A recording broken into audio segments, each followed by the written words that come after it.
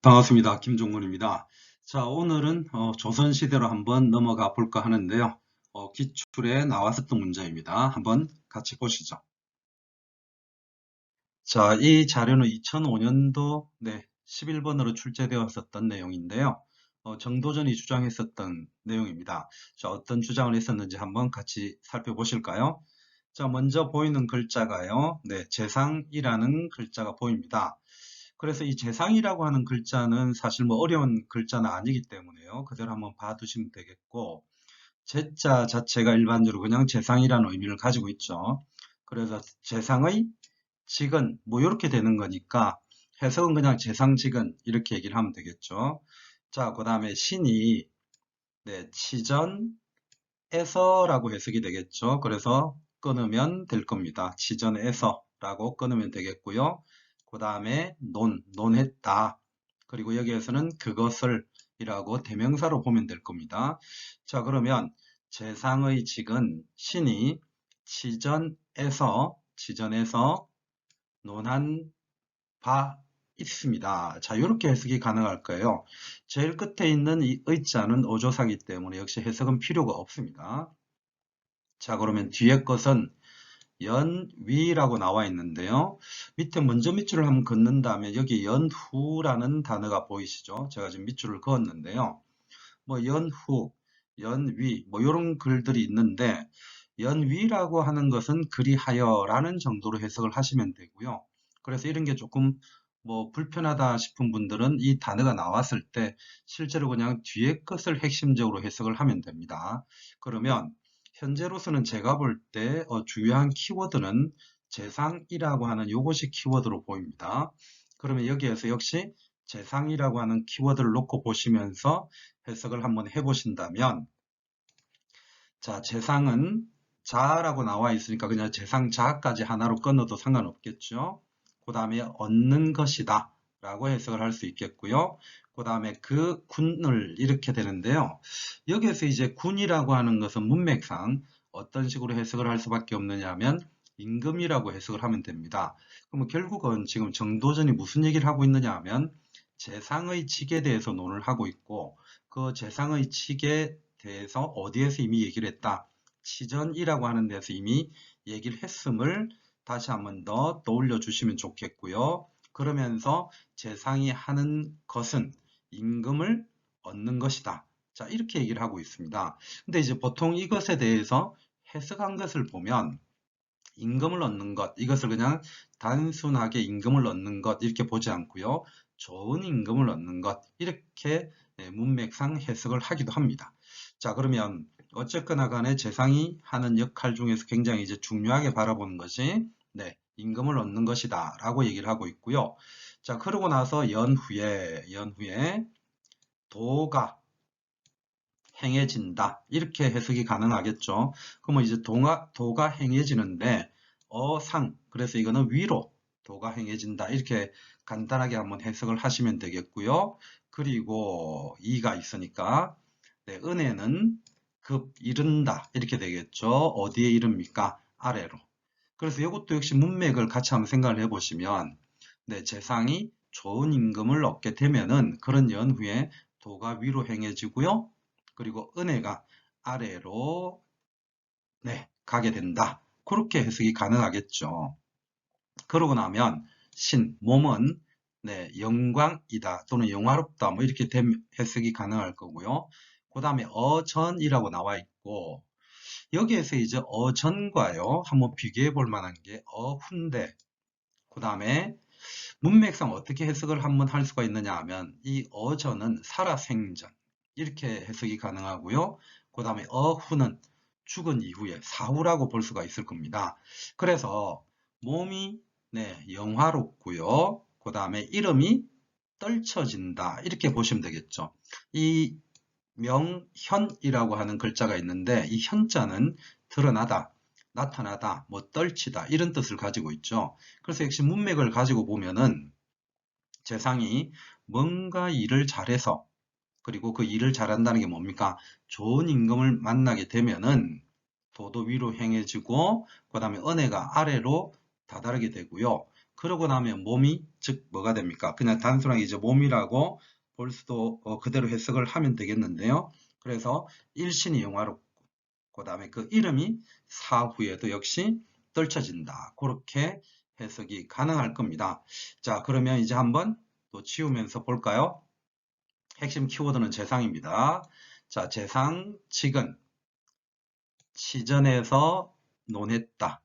그 재상직에 대해서 신이 치전에서 논했다. 이렇게 볼 수가 있겠고요. 그리하여 연위, 재상은 그 임금, 좋은 임금을 얻는 것이 있고요. 그 연후에 도가 어상 위로 행해지고 그 다음에 그 은혜가 아래까지 미칩니다. 게다가 일신이 생전에 영화롭고요. 그리고 그 이름이 사후에 널리 떨쳐지게 됩니다. 자, 이런 해석이 가능하겠죠. 자, 다음 한자 한번 보겠습니다. 자, 다음 한자를 보면은 이렇게 나와 있습니다. 자, 이 자가 나와 있고요. 자, 그리고 뭐가 나와 있느냐 하면 자, 그 다음에 신 이렇게 나와 있단 말이에요. 그럼 여기에서는 임금과 그 다음에 신하가 서로 상자에 만날 우자입니다. 그러면 임금과 신하가 서로 만나는 것 이렇게 해석이 간단하게 되겠죠. 그리고 자고로 우리가 보통 이제 오늘날 약간 쓰진 않지만 그래도 제 기억으로는 자고로 이런 얘기를 쓰기도 합니다. 근데 요거를 이제 해석을 한다 치면 그냥 옛부터 뭐 이렇게 해석을 하면 되겠죠. 아니면 그냥 자고로 이렇게 하시면 됩니다. 자, 그리고 써 이자에 할비자 그 다음에 어렵다. 그래서 여기에서는 내 키워드가 어렵다. 이게 아무래도 키워드가 되겠네요. 어떤 점에서 키워드가 된다? 자, 군신이 서로 만나는 것은 어렵다. 자, 이렇게 얘기를 할 수 있겠죠. 역시 문맥상 어떤 약간 어역이 가능하냐 하면 아까 위에서 제가 득기군이라고 하는 것을 임금을 만나는 것 이렇게 해석을 할 수도 있겠지만 좋은 임금을 만나는 것 이런 해석을 일반적으로 한다고 했단 말이에요. 자, 그렇게 놓고 본다면 좋은 임금과 좋은 신하가 서로 만나는 것은 자고로 어렵다. 자, 이런 해석이 가능하겠죠. 자, 그래서 이제 어역이라고 하는 부분도 가능하겠지만 지금은 일단 뭐 보이는 한자 그대로 해석을 한번 해 두시면 될 것 같고요. 자, 그 다음에 뭐 이런 글자는 사실은 그렇게 네, 해석 안 해도 되죠. 그냥 감탄사입니다. 아, 이렇게 되는 거죠. 도금은 희인데요. 그냥 보통 이 글자가 나타날 때 아, 감탄사구나 하고 지나가시면 됩니다. 자, 그러면 뒤에 보시죠. 신하가 만나는 것. 누구를요? 네, 임금을. 이렇게 되겠네요. 그러면 신하가 임금을 만나는 것은 자, 정성성자인데요. 이거는 이제 정성스럽게 라고도 해석이 가능하기도 하고요. 진실로, 정말로 이런 식으로 해석이 가능합니다. 그래서 보통 이제 이 글자가 나왔을 때 둘 중에 하나겠거니 하면서 한번 접근을 해 주시면 되겠습니다. 그러면 뒤에 진실로 어렵다 이렇게 해석이 되겠네요. 이 문장 이해되시죠? 신하가 임금을 만나는 것은 진실로 어렵고요. 그렇게 해석을 하면 뒤에 거 쉽습니다. 임금이 신하를 만나는 것도 역시 어렵다. 이렇게 해석을 하면 되겠죠. 문장 자체는 어려운 건 없습니다. 자, 그러면 지우면서 한번 가보겠습니다. 자, 군신이 서로 만나는 것은 자고로 옛부터 난 어렵다. 아, 신하가 좋은 임금을 만나는 것은 진실로 어렵고, 네, 역시 또한 임금이 좋은 신하를 만나는 것 역시 어렵구나 라고 얘기를 하고 있습니다. 그렇게 어려운 거 없죠? 한번 또 넘어가 보도록 하겠습니다. 자, 이제 한자를 보시면 이렇게 나와 있습니다. 자, 여기에서 이제 방금 이렇게 나와 있는데요. 이걸 이제 방금으로 보시면 안 되고요. 이제 방자 자체가 바야흐로 이런 의미를 가지고 있습니다. 바야흐로 지금 그 다음에 명량상우 이렇게 나와 있는데 역시 약간의 문맥의 기억이 필요합니다. 지금까지 얘기하는 것이 재상은 좋은 임금을 만나는 것이고요. 그 다음에 신하와 재상이 만나는 것은 어렵다고 했단 말이에요. 그런 측면에서 이 명량이라고 하는 것, 자, 이 명량이라고 하는 것은요, 임금과 신하를 표현하는 대표적인 용어로 보시면 됩니다. 즉 뭐냐 하면 명군과 양신 이렇게 해석이 가능하겠죠. 그래서 좋은 임금과 좋은 신하라고 역시 해석을 하시면 되겠고요. 그러면 이제 한번 그렇게 집어넣어서 해석을 해보겠습니다. 명량을 네, 명군, 양신. 그래서 일단 저는 해석을 그냥 명과 량을 딱히 뭐 밝을 명자나 선량할 양자로 해석하지 않고 좋은 임금과 좋은 신하라고 그냥 해석을 해버리겠습니다. 그러면 좋은 신하와 좋은 임금과 신하가 상우 서로 만난다라고 지금 해석을 할 수 있겠고요. 그 다음에 여기에서 아까 앞에서 한번 나왔지만 네, 진실로 여기에서요. 진실로라고 해석도 가능할 거고 정성이라고 해석도 가능하다고 했죠. 그러면 진실로 뜻을 가지고 교부라고 나와 있는데요. 이 부자라고 하는 것은 미쁘다, 뭐 믿음직스럽다 이런 의미로 해석이 가능한데요. 다만 여기에서는 교부 이 자체를 그냥 한 글자로 봐주세요. 그래서 서로 만난다, 교류한다 이렇게 볼 수가 있습니다. 그래서 이 네 글자를 해석함에 있어서요. 진실로 뜻을 가지고 만나는 것 이런 해석도 가능하고요. 아니면 정성이라고 해서 그대로 해석을 하셔도 됩니다. 그래서 어떤 정성, 성의로서 만난다 이 해석도 가능해요. 이해되시죠? 말 그대로 성이라고 해석을 하셔도 되고요. 아니면은 저처럼 네, 진실로라고 해석을 하셔도 됩니다. 진실로 뜻을 가지고 만난다 이 해석도 가능하고 성의를 가지고 만난다 이렇게 해석을 하는 것도 가능해요. 아마 이것에 대한 우리 역사넷이나 국사편찬위원회 해석을 보시면요. 성의로서 만난다. 이렇게 해석이 되어 있을 겁니다. 자, 그러면 계속해서 한번 보실까요?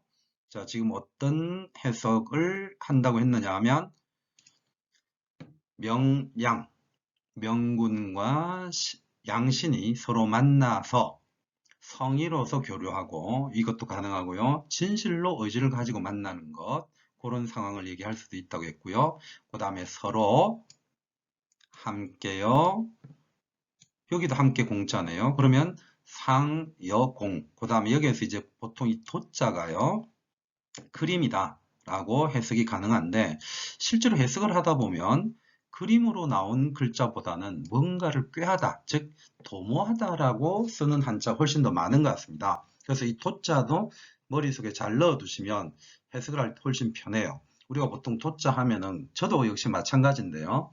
그림이라는 뜻으로 먼저 접근을 하다 보면 뭔가 해석이 잘 안 될 때가 있습니다. 그때는 꾀하다, 도모하다 그렇게 한번 해석을 해주시고요. 그럼 요거는 상여공도라고 해서 서로 함께 뭔가 도모하는 건데 굉장히 중요한 한자가 나왔습니다. 실제로 이제 기출문제에서 요거를 물었었죠. 유신, 지정 요거를 물었는데요. 이제 이것을 정도전의 글이라는 것을 즉 조선 경국전에 있는 그 정도전의 글이라는 것을 안다면 실제로 이 유신지정이라고 하는 것은 고려 말에서 조선으로 넘어가는 과정에 뭔가 정치를 개혁하고 정치를 새롭게 해나가는 것임을 쉽게 알 수가 있습니다. 그래서 결국은 이 자료에 대해서요. 정도전과 관련한 것임을 아는 것이 중요하다는 것이고요. 역시 우리들이 바라보는 한자 해석은 그렇죠. 배경 지식이라고 하는 것이 굉장히 중요하다는 것을 한번 떠올려 주시면 됩니다. 실제로 이 글 자체는요. 정도전과 관련된 글로 남아있는 삼봉집에 들어가 있는 내용입니다. 자, 다시 한번 더 보신다면요. 이렇게 해석을 다시 한번 하면서 보겠습니다. 바야흐로 명량상우 서로 만나는 것은 성의로서 교류하고요. 그리고 상여공도 함께 도모한다. 무엇을?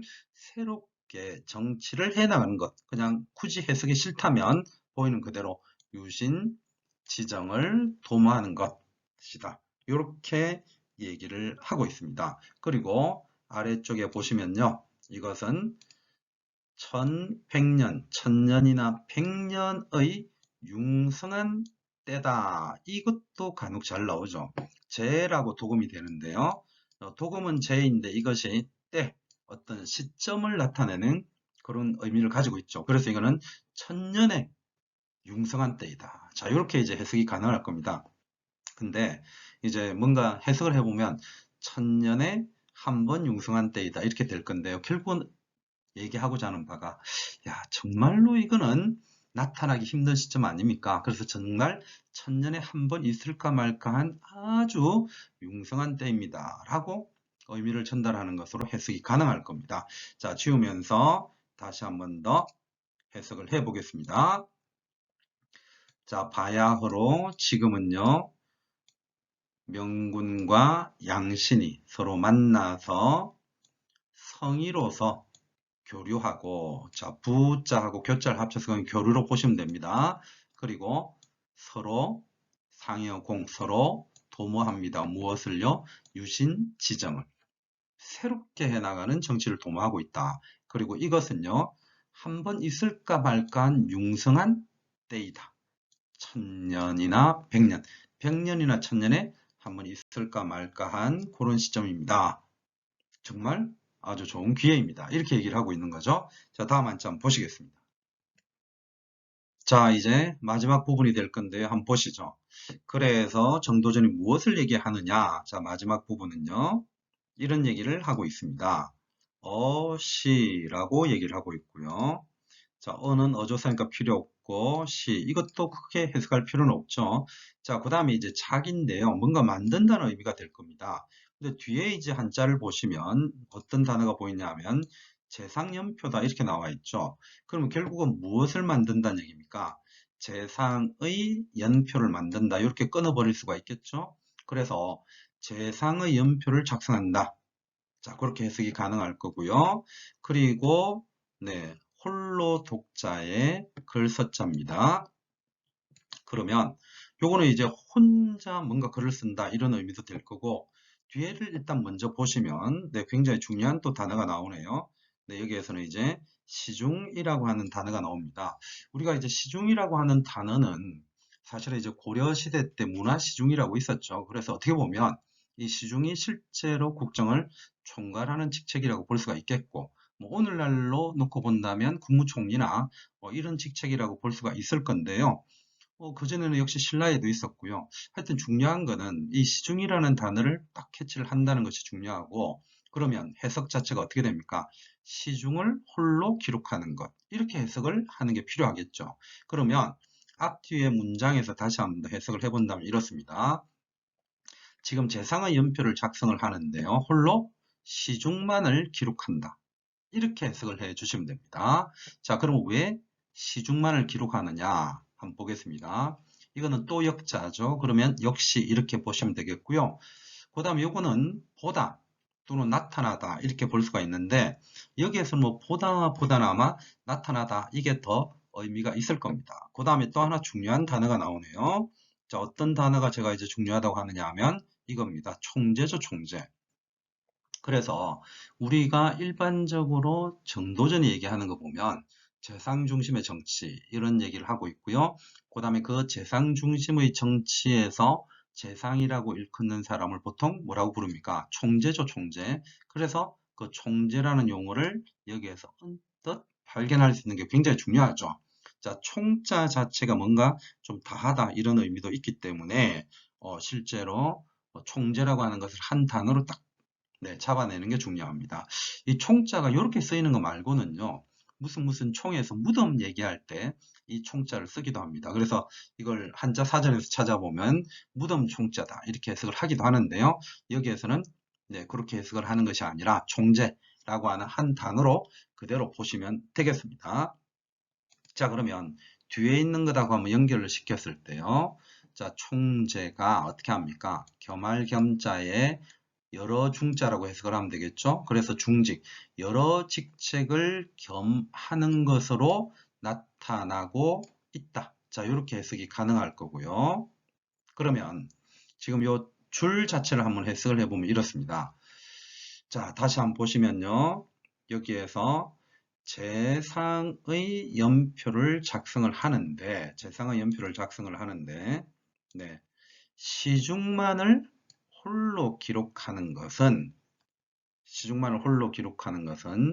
총재가 여러 직책을 겸하는 것으로 나타나기 때문이다. 때문이다는 제가 한번 집어넣어 봤습니다. 그렇게 해석이 가능하겠죠. 자, 그리고 밑에 한번 보신다면요. 그리고 자, 여기에서 인주가 나올 건데 인주는 임금으로 해석을 하시면 됩니다. 지금까지 임금을 표현하는 게 위에서 이런 식으로 군이라고 여러 번 표현이 나왔는데요. 지금은 인주라고 표현을 하고 있습니다. 자, 그러면 임금의 직은 이렇게 해석이 되겠죠. 자, 임금이 하는 역할은 뭐 이렇게 역시 말을 해도 될 겁니다. 뭐뭐에 있다, 제자가 될 거고요. 그 다음에 뽑는다, 택 이렇게 끊으면 되겠네요. 그러면 일상이라고 나와 있는데 하나의 서로 이건 아니겠죠. 네, 지금까지 보아왔던 것처럼 여기에서 재상이라고 해석을 해주면 될 겁니다. 자, 여기에서 아까 위에 재상이 있었죠? 그러면 이 상자를 여기에서 가지고 와서 쓴다라고 보면 되겠고요. 그럼 결국은 한 명의 재상을 뽑는 데 있다. 네, 그리고요. 여러 집사 이하는 이렇게 해석을 하면 될 겁니다.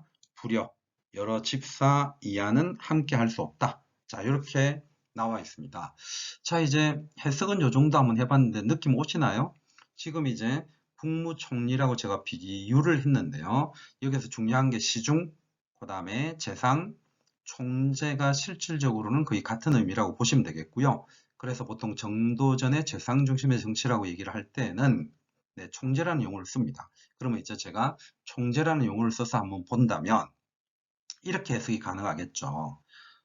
총재에 대해서만 실제로 연표를 작성을 한다는 얘기고 이 총재가 하는 역할은 전체를 어떻게 한다는 얘기입니까? 총괄하고 있다는 얘기죠. 그리고 임금은 그 총재만 잘 뽑으면 되고 총재 이하의 여러 관직들은 거기에 관여하지 않는다.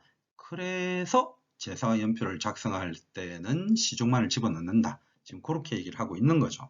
자, 그러면 한번 지우면서 다시 해석을 간단하게 해보도록 해보겠습니다.